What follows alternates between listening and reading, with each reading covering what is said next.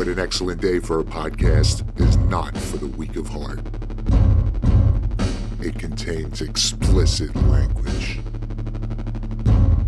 roller coaster-like tangents, and the occasional breakout into song. All opinions expressed are just that, opinions, and belong solely to those who speak them. Listener discretion is advised. Spoilers ahead.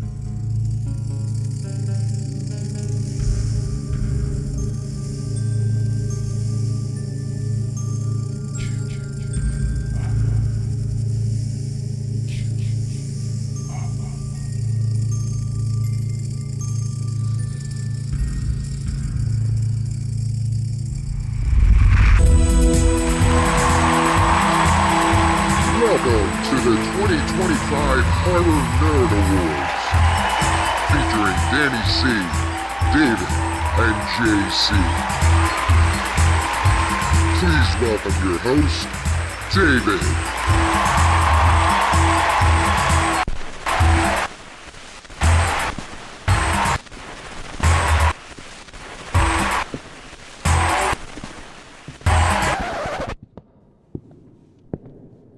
What the hell was that? Sorry, boss. The backing track skipped. What do you mean backing track? Where the hell are all the people? And who the fuck are you?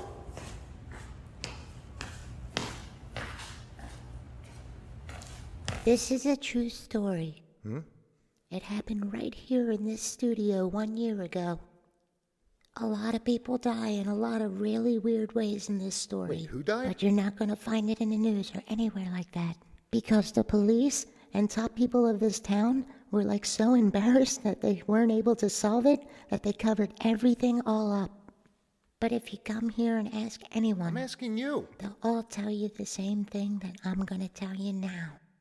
This story starts in New Jersey. EdFap Studios is the home of What an Excellent Day for a Podcast. So this one Wednesday is like a normal day for the whole show. And they had this idea that was new. This idea was the Nerd Awards. And on this day, they were going to record just like every evening.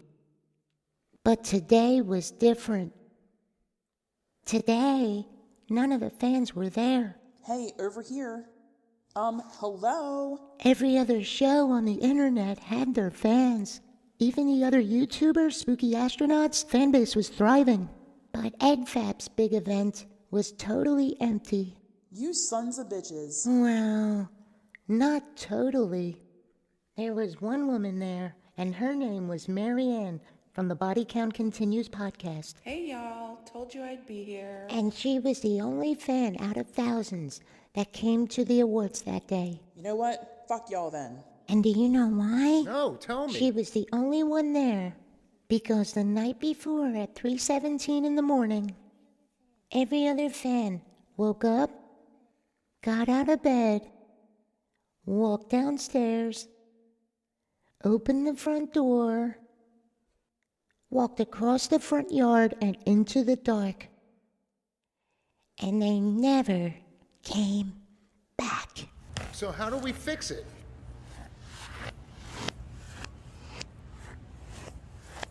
What are you, fucking moonwalking out of here?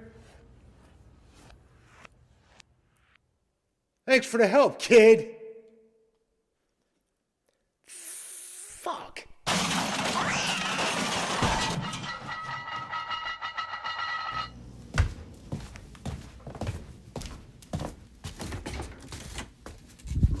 Fucker.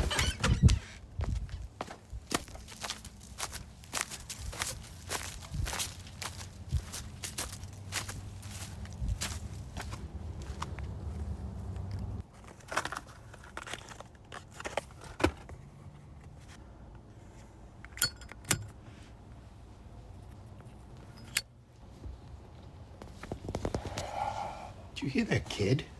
Yeah, I hear. What the hell are these crackheads up to? What the fuck? It's like that fucking movie. What was it? That fucking movie. What was it? Weapons? Yeah, weapons, whatever. What do you got behind your back? What, this? That, yeah.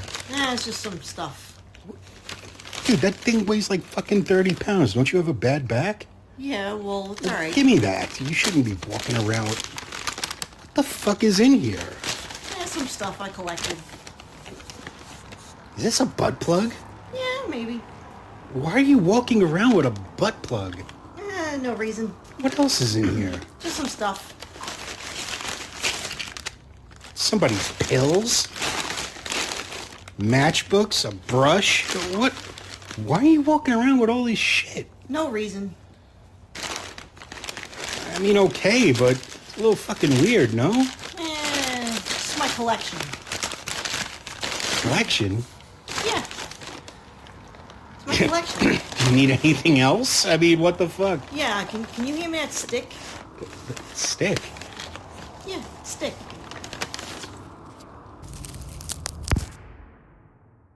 Oh, shit. The fuck is that?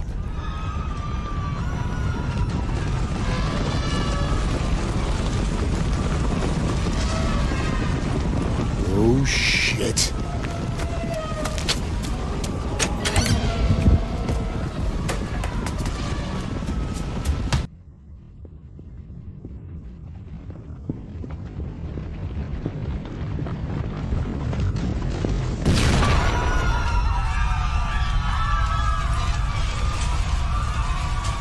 Finally, let's do this.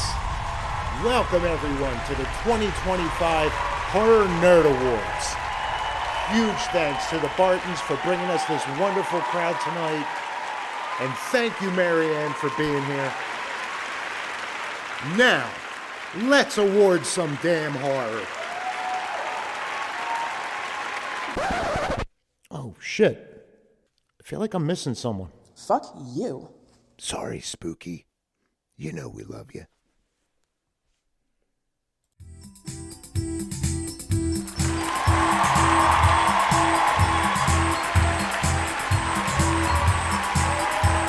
Please welcome to the stage, Danny C.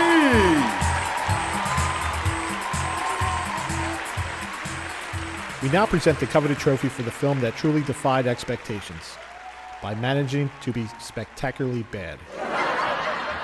In 2025, we got requels, prequels, and sequels that no one said we needed. They didn't just push the boundaries of the genre, they completely ignored them, delivering cinematic experiences so devoid of fright and logic that they became a different kind of horror show entirely.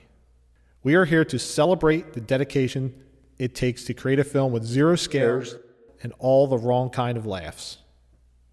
Here are our picks for worst horror movie. Least favorite movie of 2025. This was easy for me. For me, this is. I mean, it could be shocking to some, but my least favorite was Black Phone 2. I just didn't. Maybe it's because of the expectations I went in, because of how much I loved the first one. I just didn't. I wasn't vibing with the whole Freddy Nightmare on Elm Street watch. Yeah. I just wasn't vibing with it for whatever reason. They took it in that direction. I mean, maybe if I watch it again a second time, I'll. No, I don't think you're going to see it. It's just it was my least favorite because I expected a lot of it and it just didn't hit for me. It's Nightmare on Elm Street meets Frozen. Wait, which Frozen? Yeah. The one with the princesses. Yeah. The one with the bitches or the Adam Green? The Adam Green Frozen is a great movie too, by the way. Oh yeah. Love that movie. So yeah, least favorite movie for me, Black Phone 2. I may get some shit for that, but fuck it. I don't think you're gonna get shit. Expectation wise, it sounds like the best reviews I heard of it was, that was disappointing. Like it could have been better. That was probably the best review I heard of it. Wasted potential. Exactly. Lee Winnell's Wolfman. Oh yeah, good one. That was the one where I beginning of this year, the end of January. What the fuck did I just watch? Yeah. Even Maxine had a problem with the movie. But like Mia Goth or your dog?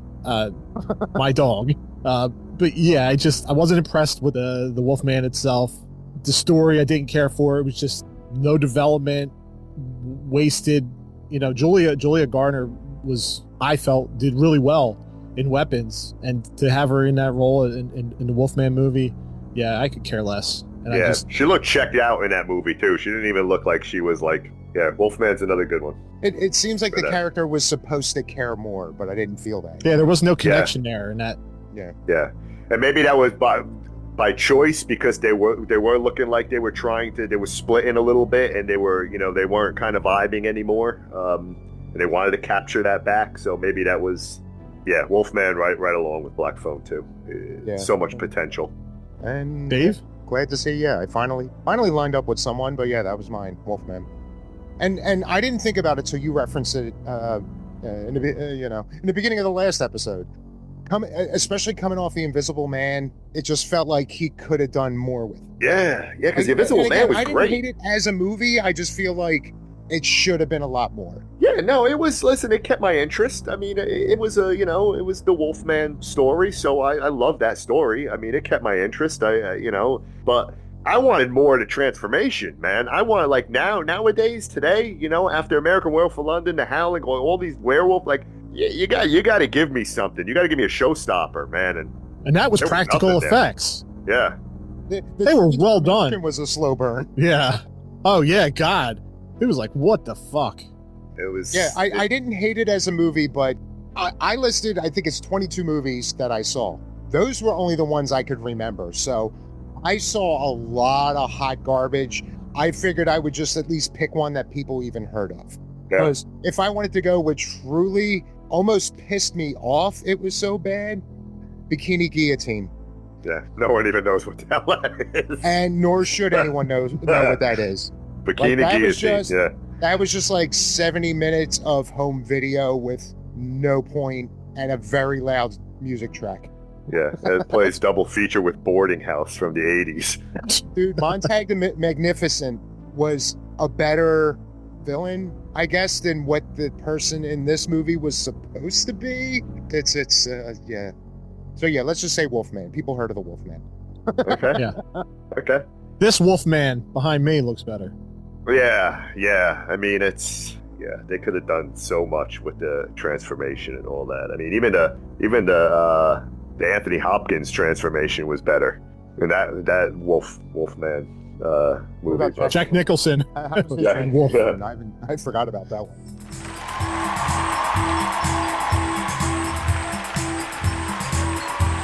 And for our next presenter, hailing all the way from northern New Jersey, JC.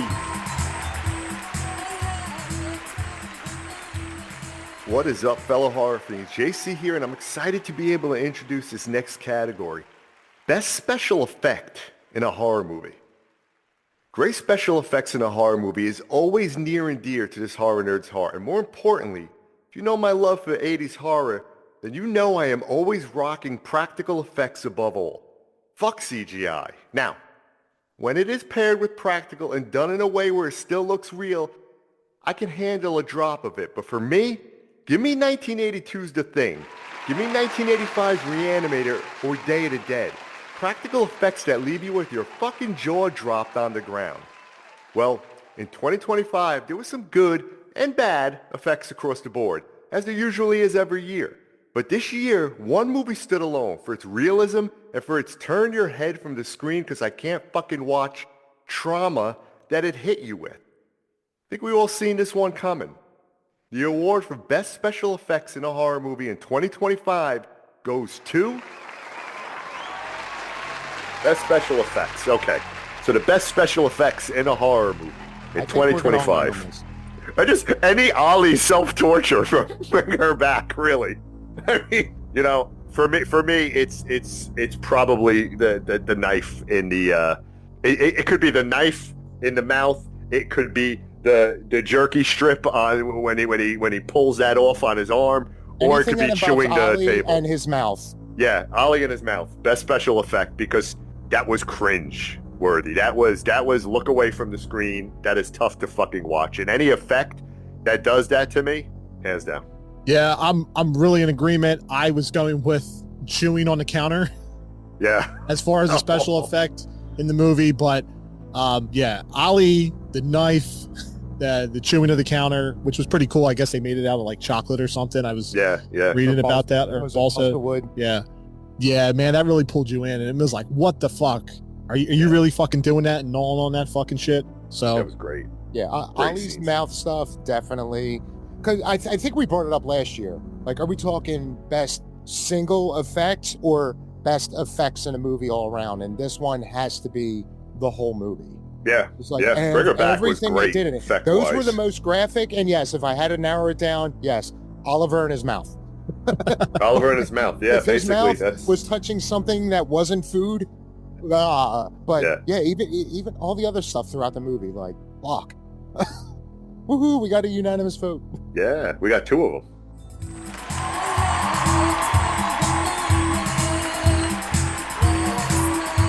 Ladies and gentlemen, keep putting those hands together and get those dollar bills ready as we welcome to the stage, David.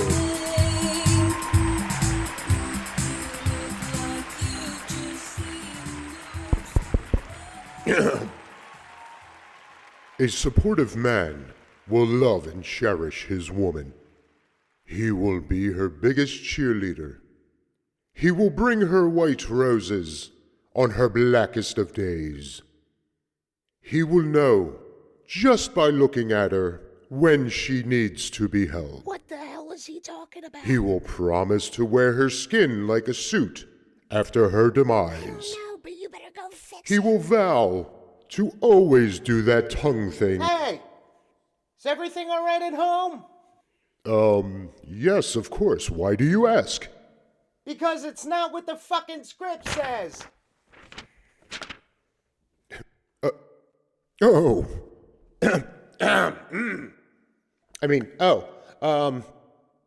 Here are our picks for Best Supporting Male. Best supporting actor in a horror movie. For me, I went back and forth on this one because the supporting actors and actresses, there was a lot. But I'm gonna go way off the cuff here. I'm going to say Jacques Adriance, who was Henry in Match. I'm gonna give it to a dude that had to film a scene getting jerked off by his mom, and he had to pretend to like it under all of that makeup. I'm gonna give it to Henry.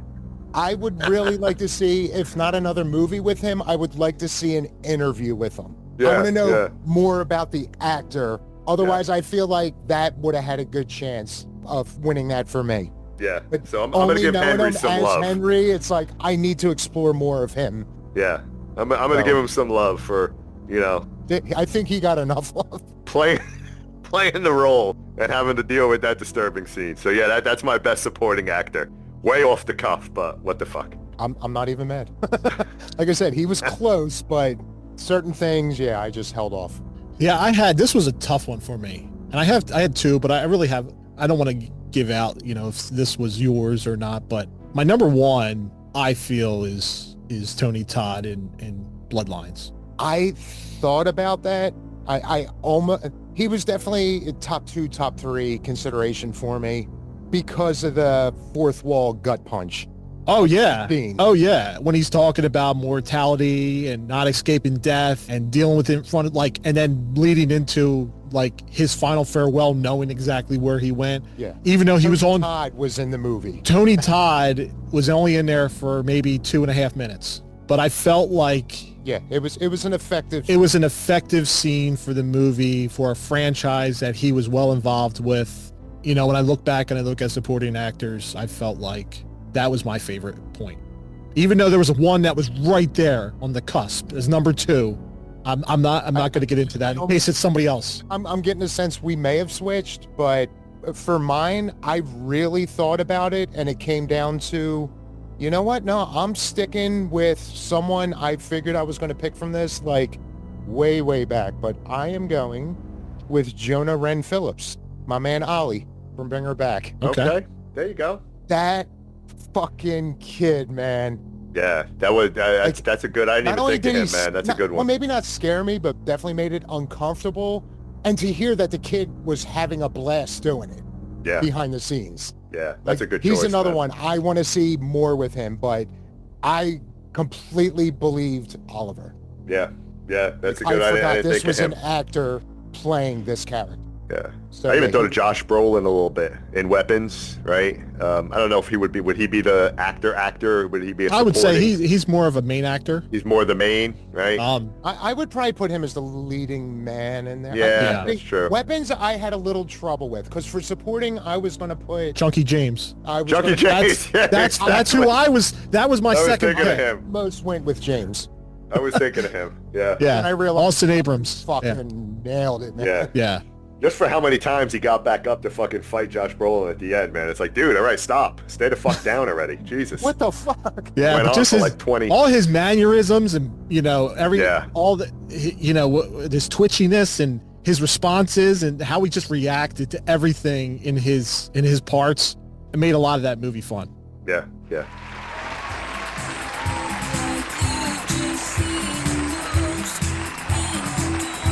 And now, one of the stars of Bad Ben 12, Alien Agenda, David. And now we take some time to appreciate horror's unsung heroines. The women who not only physically and emotionally support our beloved characters, but sometimes even steal the show. The women who have painstakingly taken the time to figure out Death's plan and then pass that knowledge on to future generations. The wisdom to always be looking for patterns over your shoulder, under the sheets, and even on the ceiling. Some join us in defeating vampires, while others choose to become one in order to further their internet career. But none of this year's films would be as memorable without them. Here are the Nerds' picks for Best Supporting Actress. All right. Best Supporting Actress in a Horror Movie. And the winner is... So, I'll say the runner-up first. The runner-up for me was Diane Simpson, who's Lucille in Match, Mama Jerker. Just for everything that she plays a great, wing Wow, wing for lady, a movie wing lady. for a movie that you didn't really want to watch, ends up Exactly, getting right? your They best showed up a supporting lot. actor and actress. Let's just put it out there. But exactly. The more I think about it, the more I like Match. But I'm gonna go with Amy Madigan here. So in Weapons, Aunt Gladys. I got to give Aunt Gladys some love. Yeah, Best same here. supporting actress. I mean, I don't know if this is hands down across the board or not, but Yeah, she has to get the award for. I mean, we've gone over what Aunt Gladys means to all of us. So when you leave a well-covered movie territory. theater wanting to know her backstory a little Exactly. bit more, Exactly. and now you're getting it. I hear they either just greenlit or they're on the brink of greenlighting her story. Yeah, and I'm ready to watch that one. That's going to be a good one. But for me, Amy Madigan, Aunt Gladys, Best Supporting Actress.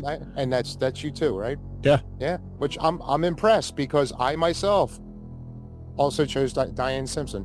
You chose her, Mama Jerker. I got chose your Mama award. Jerk because All right, see, she was my runner-up. that's committing to a fucking role. Absolutely. Listen, if you're gonna jerk off your deformed son, man, I mean, he's got to be some love for that. So Yeah. I didn't see Cher do that in Mask. Yeah. Oh man, that's rough. That's rough. Now. Let me tell you, Mask is a great fucking movie, man. Oh yeah. It's hard to find too. You know what would make it greater though? What's that? I said, but we now know what would make Mask greater. Oh yeah. Who was the kid? Imagine Who was the kid that played? Eric Stoltz. Yeah, Eric Stoltz, the guy who's Back to the Future. McFly. Yeah. Yeah, he was in Pulp Fiction too. He was the drug dealer that fucking stabs Uma Thurman in the fucking heart to bring her back. You brought this. What is it? You brought this OD bitch in my house. You give it a shot. Yeah. Just give it a fucking shot.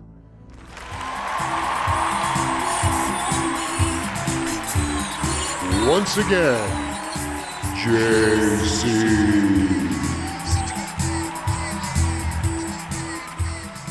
What's up, fellow horror fiends? JC here, and I'm excited to be able to introduce this next category, Best Scare in 2025. Now, if you're like this horror nerd, there is nothing more satisfying than having a tense, dread-inducing build-up end in a satisfying scare. Or you could simply throw some I have seen it all before bullshit jump scare in a movie that hits for a second, causes an initial gasp or a slight jump off the seat of your recliner reaction, and then cue the nervous giggle, especially if around people when it happens. I'm not mad at all when that happens. Those are fun, but for me, I'd rather have the former than the latter. Give me a tense, dread-inducing white fucking knuckle buildup that has me on the edge of my seat for a period of time, and bam, hit me with the payoff. And sometimes how it pays off doesn't even matter too, because the buildup keeps you locked in that vice grip as you wait for it. That is scary enough right there, for me anyways. With all that said, the award for best scare for this horror nerd, and there were few and far between this past year, goes to... So best scare, I tried to think back. There wasn't like, a lot of the movies that I loved this year, they weren't like really scary, right? There wasn't a lot of like, fuck, man.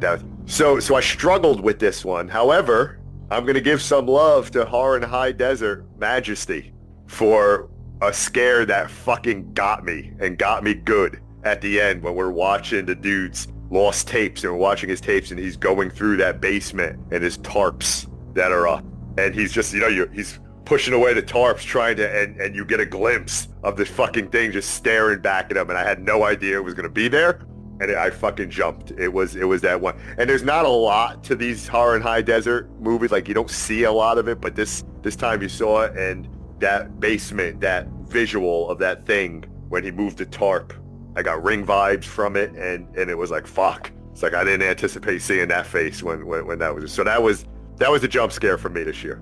But would you say it's up there with the face reveal of the Ring? What's that? I said, would you say it's up there with the face reveal of the Ring? No, not. It's certainly not up there, and it's more Samara than it is the victim in the closet.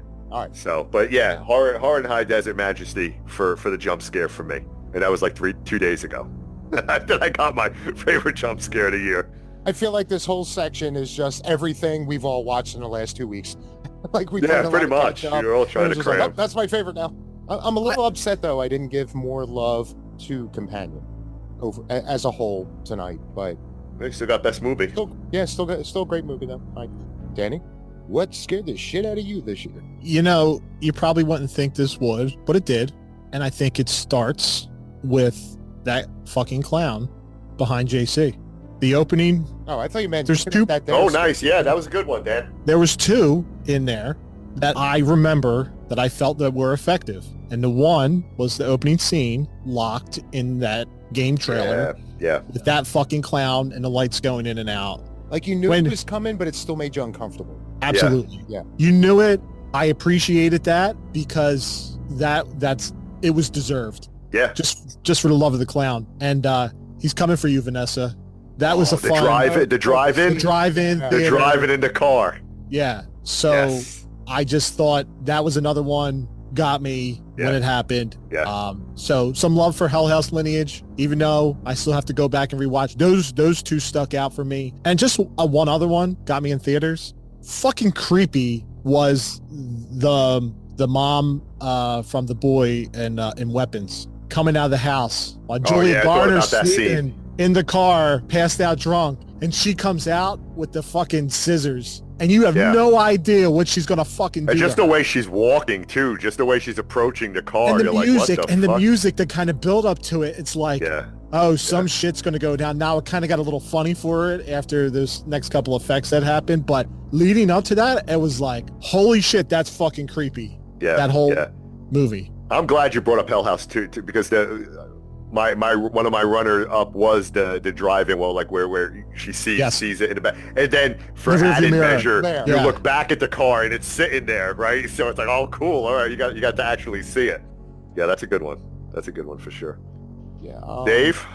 There were a bunch of things I ran through, and then I realized, because I think initially, like not even a moment or a scene. Originally, I was just like, you know what, bring her back, and then I realized nothing. There was never like a full-on scare in that movie. Yeah.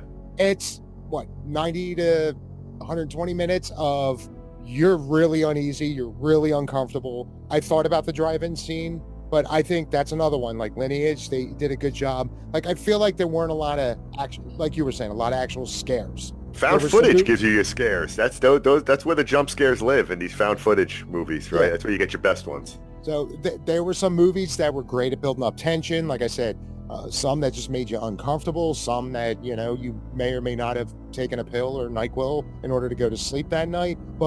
And then it hit me that one scare that actually got me this year, and it might be the only one, is Gladys on the ceiling.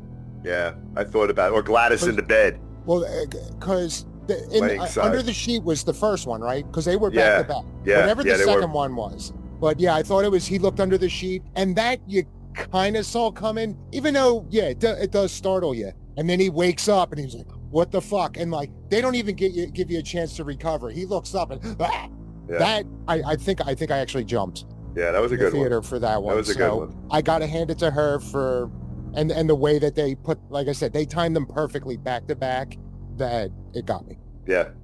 But there wasn't a lot of like scary there wasn't a lot of good scares this year. Yeah, like I said, a lot of good tension building with some movies, a lot of shit that made you uneasy. Yep. And then some things like, maternal hand jobs, just giving you a whole other extreme feeling. Absolutely.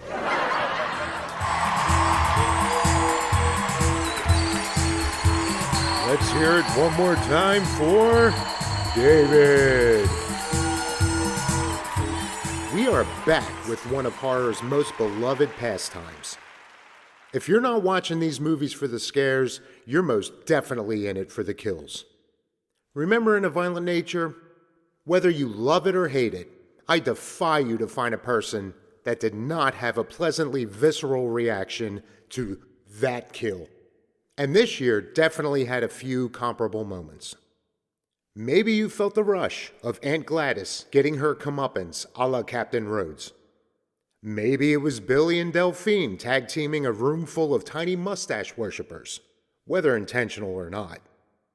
And speaking of Garbage Day, Final Destination Bloodlines gives you its usual batch of creative, water-cooler-worthy carnage.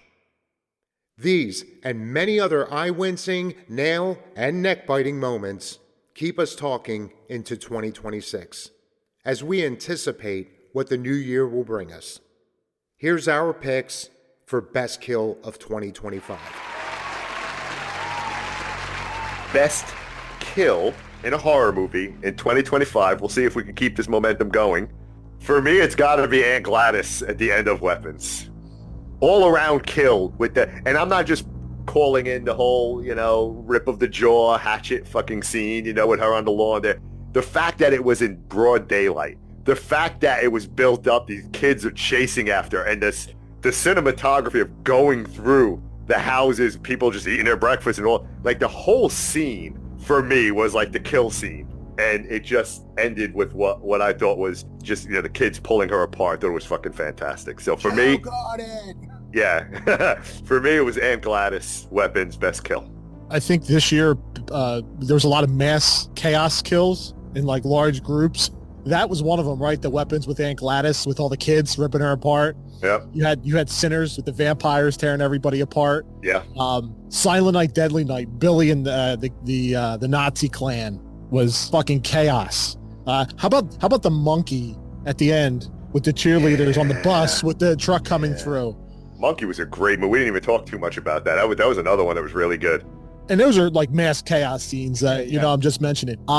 When I went to go back and think about it, like last year, it was like, oh, well, this is easy. In a Violent Nature, that scene where getting hooked through the body, it was like, oh, that's a no-brainer. And there was a lot of great ones. The only one that I remember the most out of all the movies from this year as a best kill was Eric in Final Destination Bloodlines getting ripped through the MRI machine. That was my favorite when I watched it, just because I've worked in a hospital and I know what it's like to work, the MRI safety protocol. Piercings near the MRI. Oh, but the piercings, JC, did you see Final Destination Bloodlines? I didn't see that one yet, no.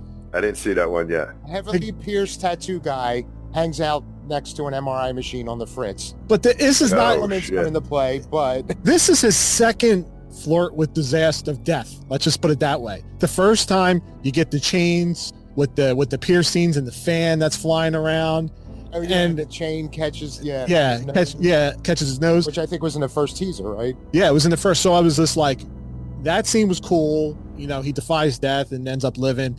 He gets to this part where he gets to an MRI room with this other guy, and you know, first they're at a vending machine because they got to get, you know, peanut Reese's cups or whatever to the kid because the kid's allergic to nuts. But he's trying to get him to a point where he can die and bring him back to life and kind of skip over death. So they're at the machine and they're knocking it over, and as they get it, they finally get the thing out. You think he's going to die on him. The vending machine's going to collapse on him and kill him.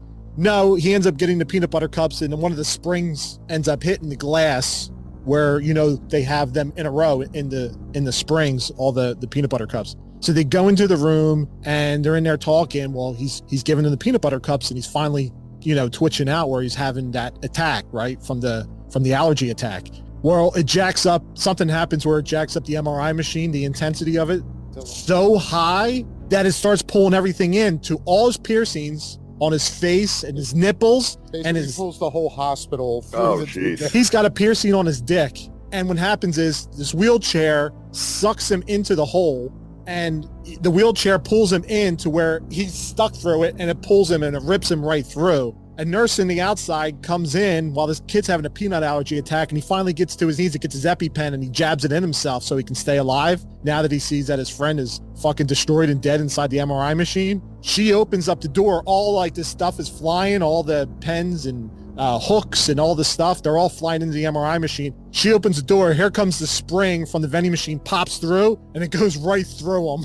Oh, jeez. So you not get one kill, you get two kills at the same time, and that was the one I remember was the MRI machine kill, and I'm going to stick with that since that was the one I first thought of in the beginning. Okay. I disqualified Final Destination because I had a lot of trouble choosing. Otherwise, like I would have probably given my top 5. Yeah, I almost gave that as visual best special effects, you know, for the movie itself, just for the movie overall. But and that's another one. When we reviewed it, I shit on how ridiculous the CGI was, and then within a week later, every other day, I'm seeing clips of behind the scenes of shooting, and those kills were practical. Like everyone, they had the VFX come in to enhance it, but they were all practical kills, like the fucking lawnmower, like all of it. And it's like, yeah, I gotta do a follow up to that review because I motherfucked the CGI in it, only to find out there wasn't any. you had a head crush in a trash compactor. You had the Sky Hotel or the Space Needle. the Space Needle, right? The Sky View. Yeah, everything in that movie, even the ending, was like a chef's kiss at the end. It was like it took you back. It went full circle, but it took you back to one of your favorite moments in Final Destination. Part 5 took you full circle. Oh, that took you full circle, but this takes you for, I guess, a love for. It takes you full circle forward. Sorry, Dave. Go ahead. It was best kill. It's another solid Final Destination. Yeah, best kill. I think most people love it, but I feel like it kind of got thrown in the back burner with everything that's come out since then. I got to go with the pool scene in The Monkey.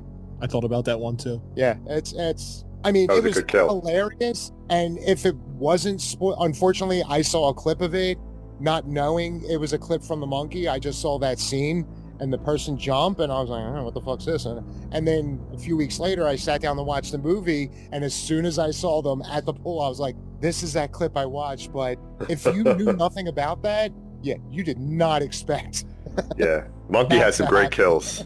Monkey had some great kills. I thought about the bus scene, but it's like, yeah, like I said, I feel like the pool got a lot of love initially and then kind of got buried by every movie that came out since. Yeah. So I had to give it some love. Yes, a Stephen King adaptation. There you go. Stephen, you said it was Stephen King's Final Destination? That's what it amounted to. That's probably what it was. You know, Stephen King's missing Final Destination. Premonitions. Yeah. Oh, wait, all right.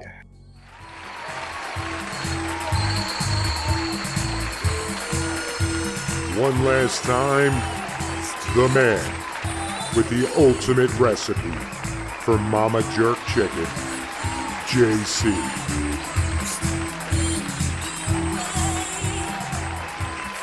What's up, fellow horror fans? JC here, and I'm excited to be able to introduce this next category, Best Actor in a Horror Movie. In horror, we always tend to lean towards the final girls, and rightfully so. They are absolutely badass and certainly deserve all the recognition they get when going toe-to-toe with horror's favorite villain. With that said, let's try and not lose focus on those male protagonists that stood front and center in 2025. You had Mason Thames as Finn contending with his own Freddy, the Grabber, in Black Phone 2. You had Patrick Wilson making his last stand as Ed Warren in Conjuring Last Rites. You had Michael B. Jordan's dual performance as Smoke and Stack in this year's vampire hit Sinners. And you had Jai Courtney as a Buffalo Bill-style serial killer with my kind of added flair in Dangerous Animals. Feed them to the sharks and let them do all the work. For this horror nerd, the Best Actor award in 2025 goes to... Best Actor in a horror movie. JC, what you got? Best Actor. My Best Actor in a horror movie. I am giving it to... This one was a tough one because I looked at Jai Courtney, who played the serial killer in Dangerous Animals, and he just... the whole Buffalo Bill style and everything. So it was really close. I love his portrayal as just like a fucking crazy out there fucking dude that's going to feed people to the sharks. But I got to give it to Michael B. Jordan. I got to give it to Michael B. Jordan for Sinners. And only because of the role itself. Like he played two roles, Smoke and Stack. He played two roles. It's just, he was badass in them.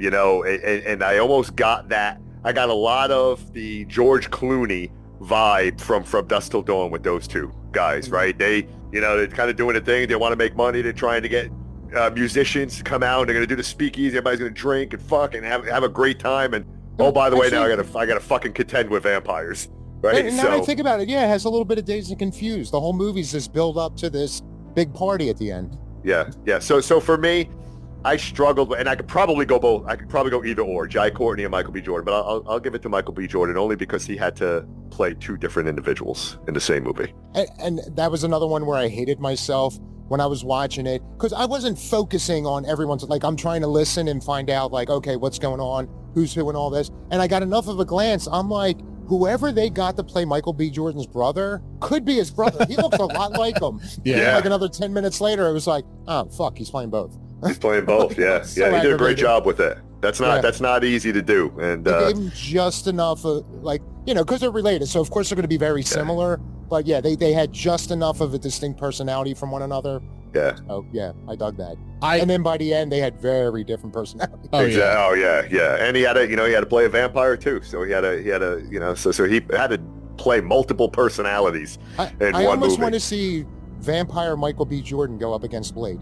Yeah, I got a little Blade. Yeah. I got a little Blade vibe, but yeah, I'm right there with you, JC. That's who I picked for best male, just because when I go back and look at this year, this was a little bit different from last year. I think you can call out many different well-acted performers where you could be like, that's best acting.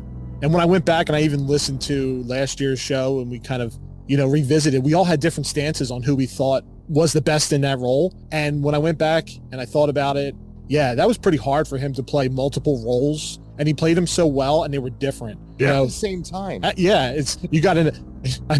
Seth MacFarlane, he could do multiple at one time, but, you got somebody who's eccentric and pragmatic. The other one is fucking everything. Charming and a businessman-like. And then, you got one reverts into a vampire. And it's just, there's a lot of different elements there that I respect. And I did the same thing too. I was like, wait a minute, does Michael B. Jordan have a twin? And then I didn't see it till afterwards. I was like, oh, it was him playing both of the roles. It was that good where I really enjoyed it. And that's who I took as the best actor. Yeah. Well, gentlemen, good picks. Next category. Nothing. It just feels so lackluster. Again, I love the movie. I thought he did a great job. I think the reason why I went with this one, not only because it was a fresh watch, and the fact that I feel like a year or two ago, this person was one of the most hated actors on the planet. So to be able to do such a wonderful job in... Mel Gibson? Huh? Mel Gibson? No. Do such a wonderful job in a above average movie. I went with Rowan Campbell for Silent Night, Deadly Night. Okay. I thought all the stigma of him from Halloween, I wouldn't say across the board, but obviously that character's hated. But it almost seemed like he got a lot of shit for playing a character that people hated. That's not fair to him. Yeah. And even I was hesitant to watch it, even though as soon as they announced him and they showed that first shot of him, I don't know if it was a poster or not, but of him in the Santa costume, I'm like, fuck, that is Billy. You know what? I'm going to keep an open mind. I'm going to watch it. And I thought he was great in it. Not only, very reminiscent of the original Billy, but and just how came off unhinged, but not necessarily a horrible person either. Oh yeah. And being able to talk to himself and being able to keep the knife away when playing Santa Claus, that was a nice touch. And it totally gives you Oscar worthy. No, but I thought he did a great job, almost to the point where I was a little surprised how well he did. It was so good that you forgot that he played Corey Cunningham. Yeah, which again, I liked Corey. I just didn't like how he was shoehorned in at the last minute. Yeah. That was my only... Yeah, you could have developed him a little bit more. Yeah. I mean, it was his movie, so you got 2 hours of development. But yeah, I get everyone's issue, but so to see something, and it seems like he is universally liked in this, so it's more of like behind the scenes shit that really bumped him up for me. So yeah, you guys got Oscar-worthy performers, and I got Corey Cunningham's other movie.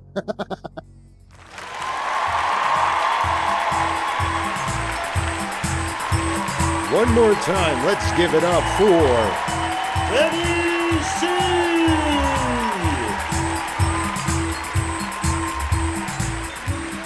2025 had some dynamic performances by women in horror. We had a sex bot take out their owner with an electric corkscrew, a foster mom pouring piss on her kid just to fuck with them while they were passed out sleeping, a boundary-crossing teacher who enjoys getting a haircut in her car while being blackout drunk, and even a woman that finally comes together with her boyfriend. I now understand the true meaning of the Spice Girls' Two Become One song. We've got scream queens, final girls, and women who can make a possessed doll look tame. We're here to celebrate the women who prove that an Oscar-worthy performance can happen even when they're covered in what we hope is corn syrup and red dye. Here are our picks for Best Actress in a Leading Role. Best female in a leading role. The nominations are. All right, let me. So for this one, I thought about giving some love to Weapons here, but Weapons will get their love a little bit later on. Best Actress here. I'm gonna go with Hassie Harrison. I'm gonna go with Zephyr. I'm gonna go with Dangerous Animals. I just thought that she played a great final girl. The decisions she had to make in the situations that she was in, she was badass. She went toe to toe with fucking with Jai Courtney in this movie. She not only had to escape him, but she had to escape him plus the notion of being dunked like a fucking teabag into the ocean with sharks. So she had two dual threats that she was dealing with, and I just loved her as a final girl in that movie. So for me, Best Actress, Hassie Harrison, Zephyr, Dangerous Animals. Yeah, there wasn't a lot of final girls out there this year if you think about it. And No, there a lot wasn't. of the horror movies, but yeah, I didn't think of that. I could definitely see her. And again, not to continue sucking it off, but got a pretty badass final girl in Silent Night. Yeah. That was hot. She was so badass I was turned on. But anyhow, that's not my choice. What's Modine? Ruby Modine, Matthew Modine's daughter. Yeah. She was in Happy Death Day. So yeah, I'm gonna go with Sally Hawkins as Laura, bring her back. The foster mom. I thought about her. Yeah, she was my second runner-up. Yep. You know, it's such a powerful movie, and for her to play the role, she's doing everything that she possibly can to just hear her daughter one more time. To go through those motions and act like, you know, one dealing with the loss and just watching her play that role. To be able to play that hateable. Yes. From word one.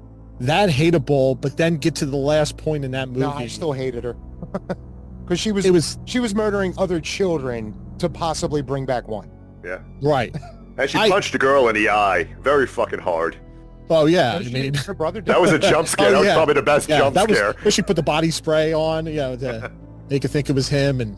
But yeah, I really thought big fan of Bring Her Back, and I really thought that she did an amazing job for that. Yeah, good choice.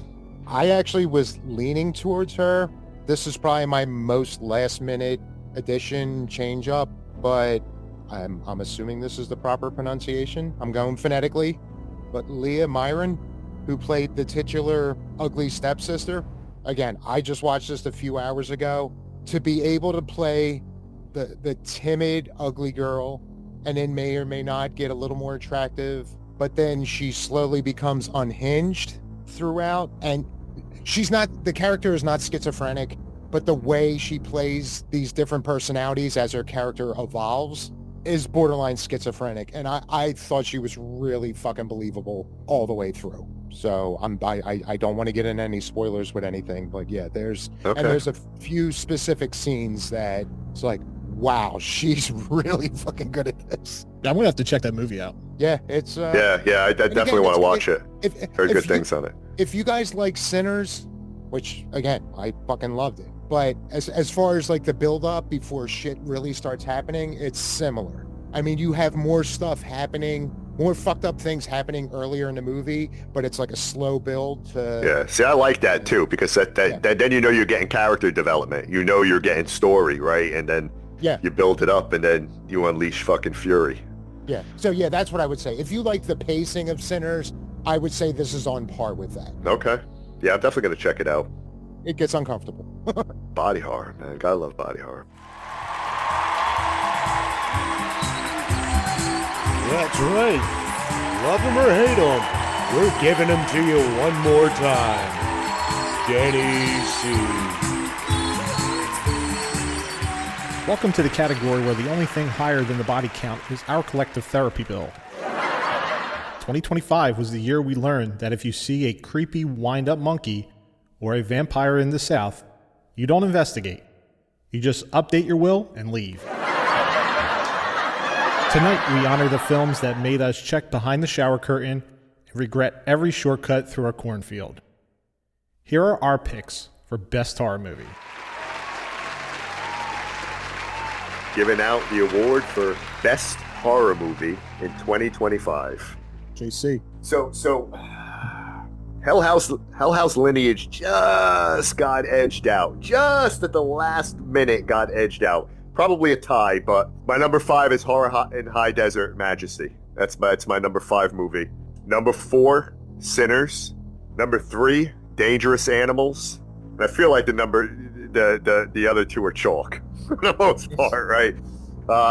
2 was Bring Her Back, which was very close, and obviously Weapons. Weapons was my favorite horror movie this year. You know, we covered it. We went through it. We did an episode on it. I just fucking loved Weapons. I loved Bring Her Back. It was very close. It was teetering back and forth. But at the end of the day, Weapons was just the movie that did it for me. Aunt Gladys is a fucking fabulous villain, man. And I cannot wait until we get to see her backstory, man. I am all in on that. So there's my top 5. Horror in High Desert, Majesty, Sinners, Dangerous Animals, Bring Her Back, Weapons, number 1 movie of the year. Golf clap. All right. Danny C. So my 3 through 5 could have been mixed up in any order, but they're very close, and I feel like the way I gave them is fine. I gave some love, but number 5, I'm going to go with Companion. Okay. Loved it. Thought it was great. I think I've watched it like 6 or 7 times since it's been out, because it's always on one of the movie channels, and I end up popping it on. But I really enjoyed that movie. Number 4, Silent Night, Deadly Night. Dave and I just recently watched it. We covered it on an episode. It was different. It had its twist, a newer twist on the original Silent Night, Deadly Night movie, which went in a direction that I was not expecting, and I didn't know I wanted until I got it. Right. Is there a copy on Alleged? Is there a good? It's a cam copy, but it was good enough. It was good enough to watch it. But I'm sure soon it'll be a good copy. Really enjoyed it. I think that movie, just saying, a physical copy of this. I think that movie was the biggest surprise for me that I didn't know. Right, I didn't know I liked it until I got it. Right. I just watched it because it was a new Christmas movie. It's like, yeah, I really should. So let me ask this question, because I love the OG one. Did it have its version of the decapitation scene on the sled? It's yes. So the kills they touch on in this. Okay. Yes. So, but they give you that kill. You get a different twist on it, and I am not going to ruin it for you. Okay. But watch it, and they gave a lot of love to the original one, and a little bit of 2. Good. Love the original one. It's the first movie, yes, with a twist or 2 that I feel like I should have hated the twist, but I actually really like them. The big difference between the 2 is you don't get all the orphanage shit. Gotcha. All right, Danny C, continue. You're on. So Silent Night, There's Deadly 4. Night. I was very surprised. It's number 4. Number 3, Final Destination, Bloodlines. It's another one that I didn't know how I was going to feel with another one in the franchise coming out. I like the story. I like the kills. I love Tony Todd's part in it. You know, God rest his soul. He did amazing. But overall, it's another one where I didn't know where they were going to go with a franchise with it. I really enjoyed it. I had a lot of fun. And then obviously the top 2, same thing, JC. Bring Her Back was number 2 and Weapons was number 1. Really enjoyed Bring Her Back. Weapons was just a lot of fun. Zach Kreger, the way he broke down that movie and the way they went in series with them and the characters that they, you know, following each angle of the story. I really enjoyed that. That goes back to some other movies I liked previously, but a big fan of Barbarian, big fan of Weapons. I'm glad it didn't disappoint me when I had all that hype. So that is my number 1. Dave. All right, you're up, Dave. I cheated a lot on this, and I've been saying for the past month that the most difficult part of doing a top 5 for this year is finding 5 movies that I liked. And I realized, oh shit, I realized I liked just enough. I didn't know where to cut things off. So I have 2 honorable mentions. One I think would have made the top 5, but I am hanging tight for the feature, which would be Swine and Dine. My other honorable mention is Match. That just kind of missed the cut. Okay. Now here goes my cheat number 2. I have a tie for 5th place because I couldn't decide between Companion and Hard Eyes. I thought they were equally as good. We could allow ties. You could allow ties. Even though very different movies. I'll throw Hell House Lineage in there as number 5. My top 5 is 8 movies. So, beyond that, I'm going standard.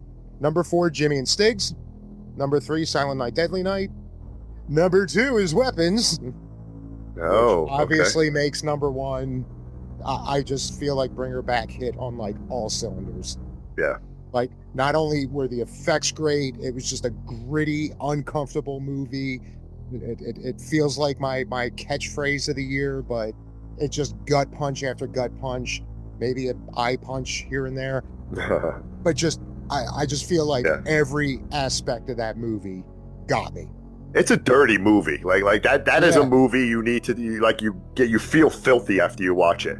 You got to take a shower. It's just like it's just so dread. It's just like it's dark and just so much dread, man. It's just like, you know what? I've realized I don't think I've had these feelings about a movie since Martyrs. Yeah, it hits like that. Absolutely, it hits like that. Like I said, not very different movies, but I think I walked away with very similar feelings. Yeah. Because they like I said, they just don't let up. You think it gets as uncomfortable as it is? Here, try some cantaloupe. Okay. Yeah, God, yeah. And then all right. Then you got Piss Pants over here, and then it was just like, hey, that bar looks delicious. It just gets worse and worse without, I don't feel, crossing any lines. Like again, we've been joking about it tonight, but like Serbian film, they cross lines. I'm not opposed to that because I think it makes it a more effective movie. But this, they really didn't. It in a sense almost felt like a natural digression of characters. Yeah. And the ending was tragic, man. Just the ending scene, right? That was just a tragic scene when you think of what, her motives were and everything, and just in the pool with her daughter like that, spooning one another. It's just like it's tragic. It's been probably a month or 2 since I last saw it, but I really want to rewatch it because I can't think of anything in that movie I disliked. Yeah, and those are guys very similar to Zach Kreger, right? Like their next movie is just like, let's go, right? They're building up. They're building up something special, and everything that they touch is just fucking turning to gold, and it's good. So, and I mean the jump from Talk to Me to this. Talk to Me is a great fucking movie, but I feel like Bring Her Back's on another level. Yeah, it's not like, okay, this one was better than the other one. It was like a whole other monster. No. Bring Her Back was almost like the high school version, right? It was like it was more kid version, like right. And Bring Her Back was okay. Now you're in the adult nightmare now. A24. And again, A24, I loved man, Weapons. Yeah. I loved, again, how we've all mentioned many times the format of going back and forth to everyone's perspectives. But yeah, Bring Her Back. Just I can't think of a movie that I liked more since the first time I walked out of that theater. Yeah. watching That was great. I've seen Great. stuff that I liked, but nothing had, like, I couldn't wait to go and see it more. Yeah. And that's, like I said, I think for most, like all the top 10s and like all the like different like, articles I read and videos that I watched, you know, Bring Her Back and Weapons, a lot of them are right there, right? It's neck and neck. And, you know, those were, for me, the two shining stars this year.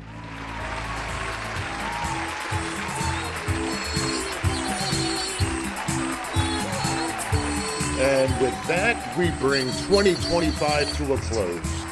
Don't forget to subscribe at excellentdayforapodcast.com, Spotify, Apple, Amazon, YouTube, Audible.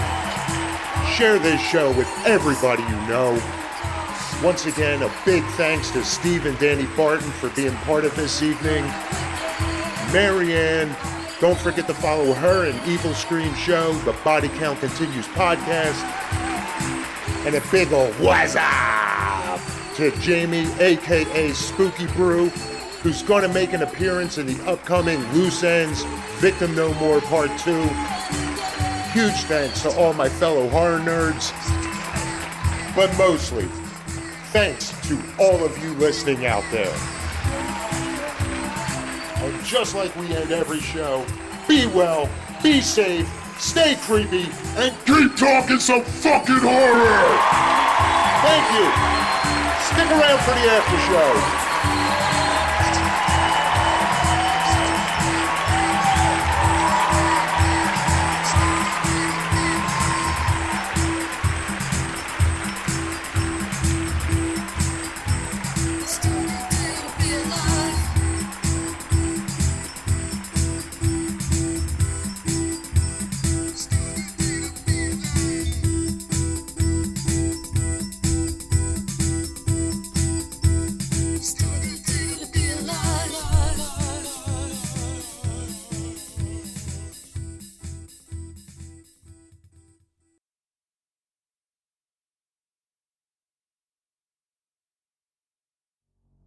But it wasn't a great year for horror. No. It wasn't a great year for horror, and I'm hoping We all 2026. encompass, like, the best of the year. Yeah, I'm hoping Objectively. 2026 is better. Is there anything you're looking forward to in 2026? When does The Exorcist come out? Is that Is that 26 or Is that still 27? slated for 2026, or I don't know where that's at right now? I could have it mixed up with something else. I thought there was like a hiccup where they had it for 27, but That's what I thought. I I thought honestly it's don't got remember. pushed back because it was originally October 2026. I'll be pleasantly surprised and excited if it is. So it says March 13th, 2026. No, dude. how funny would it be if they were that close? Right, Oh, and they're not saying anything, and they're just gonna drop it and fucking start promoting that shit. And Hold on. All these updates we get, they're like, oh, this was news from 6 months ago. We're just leaving. Oh yeah, because Scarlett Johansson just joined it, right? yeah, she just joined on, so I think it had a hiccup. I think it like there was a. So it does. 'cause It's an unknown date. It doesn't know if it's going to be 26 or 27 at this yeah, point. I think it'll be As 27. long as they let them do a good job. That's All right. Any Look. other 2026 movies you're anticipating? I haven't really dug into like what's on tap for 2026. How about Evil Dead Burn?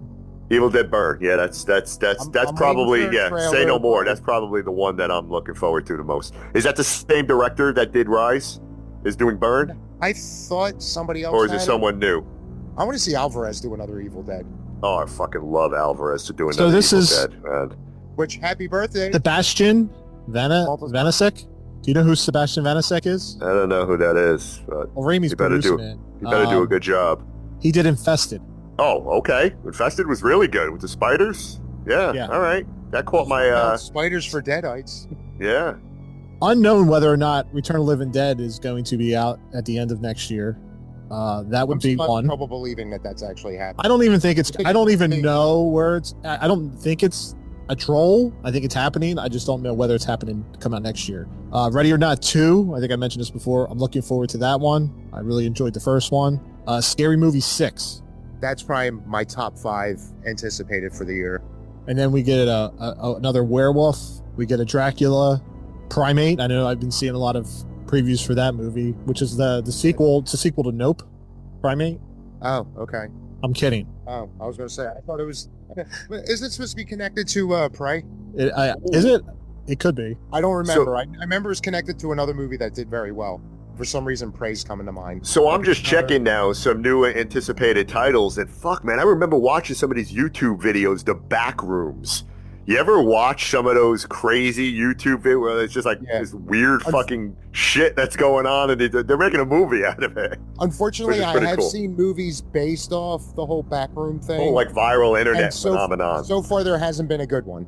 Okay. The ones I have seen. So if there's one where somebody's actually putting some, some effort and some whatever into it, I'm open to it. I want there to be a good backroom movie. Yeah. Did any of us see Del Toro's Frankenstein? I didn't. I do want to watch it. I do want to watch it. I heard it was great. I heard it was great too. I feel like this is a hot take. I mean, it's definitely a hot take, but I actually feel guilty about it. I can't get into Del Toro's movies.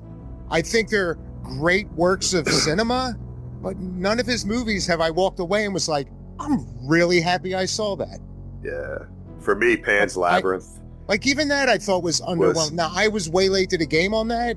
It was probably like 10, 15 years ago that I saw it for the first time. Like, even Cronus. Cronus, you ever see Cronus with his vampire movie? That sounds really familiar.